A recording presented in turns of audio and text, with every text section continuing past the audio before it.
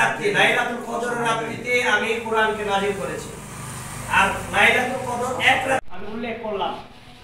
আর রমজান মাসে আমরা শেষ লগ্নে চলে এসেছি। রমজান শেষ দশকের প্রত্যেক রাত্রিতে শবে কদর তালাশ করতে হবে।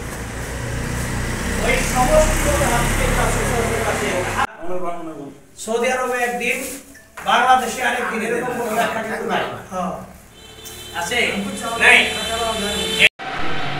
এটা প্রথমে শুনতে একটু আপনাদের কাছে কেমন কেমন লাগবে, কিন্তু আমার এই ফর্মুলাটা যদি মানেন তাহলে শবে কদর মিস হওয়ার কোনো সম্ভাবনা নাই।